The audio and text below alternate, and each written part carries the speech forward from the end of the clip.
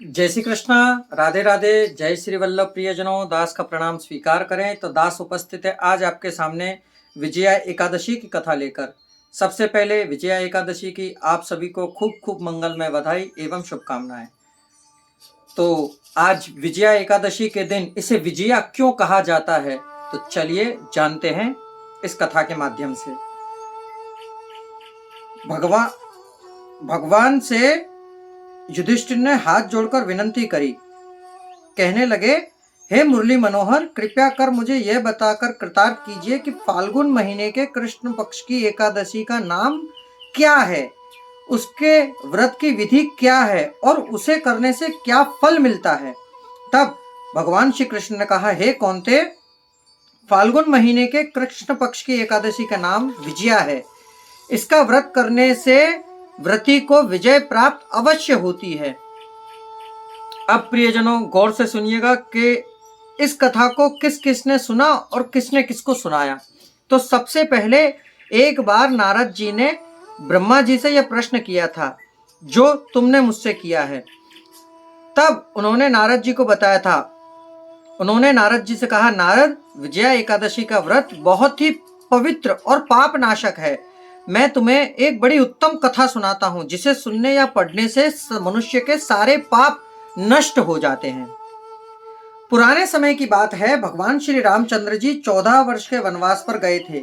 वे सीता माता और लक्ष्मण जी के साथ पंचवटी में रहने लगे।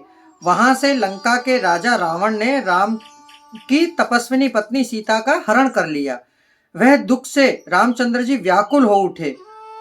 वे सीता को खोजते हुए वन में घूमने लगे।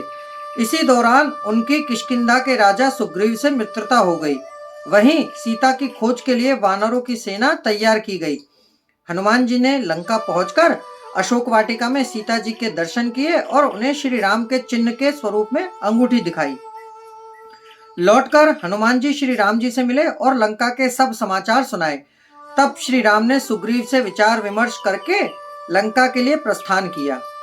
समुद्र के किनारे पहुंचकर उन्होंने लक्ष्मण के परामर्श से वे महामुनि बगदालभ्य से मिलने पहुंचे। वहां जाकर उन्होंने मस्तक झुकाकर प्रणाम किया। मुनि उन्हें देखते ही पहचान गए कि अरे, ये तो पूर्ण पुरुषोत्तम भगवान श्री रामचंद्र जी हैं।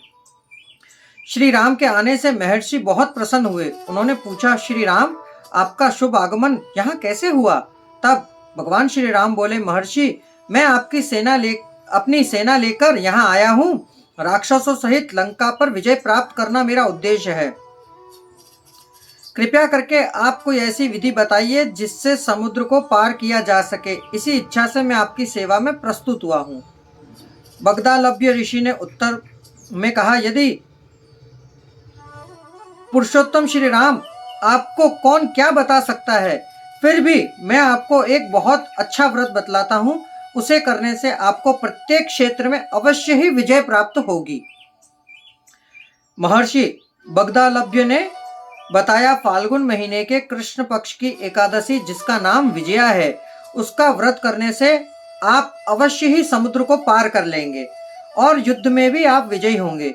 एक क्षण रुककर ऋषि फिर बोले, इस व्रत के लिए दशमी के दिन सोना, चांदी, तांबे या मिट्टी का एक कलश मंगाएं। कलश में जल भर दें, उसमें पंच पल्लव रख दें और वेदी पर स्थापित करें। कलश के नीचे सतंजा और ऊपर जौ रख दें।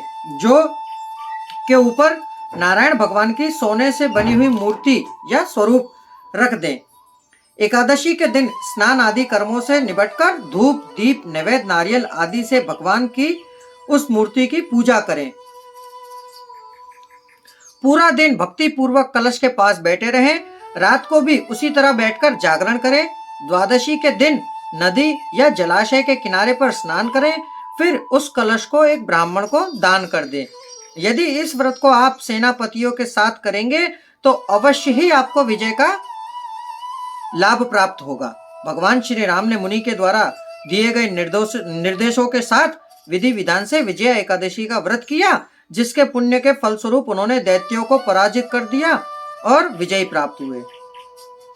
तो प्रियजनों, इसमें क्या करना चाहिए? तो विजया एकादशी के व्रत में आहार सिंघाड़े के आटे का करना चाहिए। तो ये थी विजया एकादशी की कथा। दास आपसे निवेदन करना चाहेगा कि हमारी कथा आपको कैसी लगी, तो हमें कमेंट बॉक्स में अवश्य बताएं। अब दास को आज्ञा दीजिए। जय श्री कृष्णा, राधे राधे, जय श्री वल्लभ।